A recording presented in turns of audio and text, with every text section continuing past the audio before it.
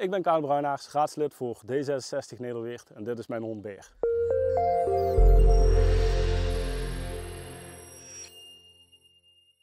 We zitten hier aan de rand van het Weerterbos, in Nederweert, wel te verstaan.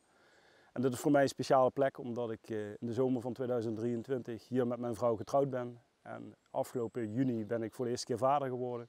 En toen ons eerste gezinsuitstapje was ook hier naartoe. Ik ben altijd geïnteresseerd geweest in verkiezingen. Dat begon echt al vanaf een jaar of 15. Dat ik gewoon naar de debatten keek, naar de uitslagenavonden. En eigenlijk ook alle verkiezingen.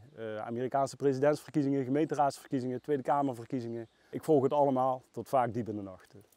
In 2016 ben ik begonnen bij de provincie Limburg met een traineeprogramma. En daar zat nog een andere jongen uit Nederweert die daar meedeed. En we gingen samen carpoolen. We hebben veel over politiek gepraat. Nou, dat was Martin van Montfort, uiteindelijk de lijsttrekker bij D66 bij 2 verkiezingen. Ja, hij heeft mij ook enthousiast gemaakt en ook zover gekregen om een keer het gemeentehuis in te gaan. En te gaan kijken naar de lokale politiek. Ik ben dus in de politiek gekomen eigenlijk via het carpoolen. Veel over politiek gepraat en dat heeft er ook voor gezorgd dat ik uiteindelijk een keer naar de gemeenteraad in Nederweert ben gaan kijken. Het was nog niet helemaal vanzelfsprekend dat ik bij D66 terecht kwam. Want mijn schoonvader die was op dat moment voorzitter van Nederweert-Anders. Dus ik heb ook nog wel even getwijfeld tussen beide partijen. Maar uiteindelijk was dit voor mij de beste match. En ik vind het eigenlijk ook wel heel erg mooi dat die 2 partijen ook bij de komende gemeenteraadsverkiezingen samen verder gaan als 1 partij. Nou, raadslid zijn is zeker wat ik ervan verwacht had. Het is echt een hele boeiende functie. Ik vind het ook echt een eervolle taak. In Nederweert hebben we ruim 17.000 inwoners en er zijn maar 17 raadsleden, dus dat is een hele speciale rol.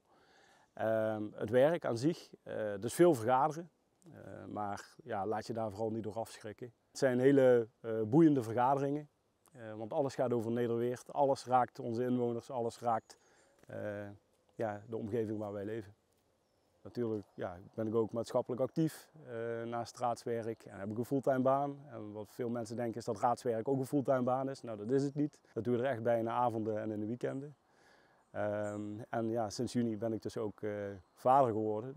Dus af en toe wel balanceren van waar ik mijn tijd aan besteed. Het is leuk en interessant om raadslid te zijn omdat je bent heel erg bezig met de actualiteit, maar ook met je directe woon- en leefomgeving. Alles wat je besluit als raadslid, of het nou gaat over vuilnis of over de Pinnenhof of over de sporthal, alles raakt mensen in Nederweert en alles is actueel. Ik denk eerlijk gezegd dat iedereen raadslid kan worden. Want eigenlijk als raad zou je een afspiegeling moeten zijn van de samenleving, van de maatschappij. Dus ik denk ook dat ik met mijn kwaliteiten daar ook een goede bijdrage aan kan doen. Ik zou ook mensen willen oproepen om absoluut niet terughoudend te zijn om je verder te verdiepen in de politiek of de lokale gemeenteraad. Ik denk nogmaals, iedereen kan raadslid zijn.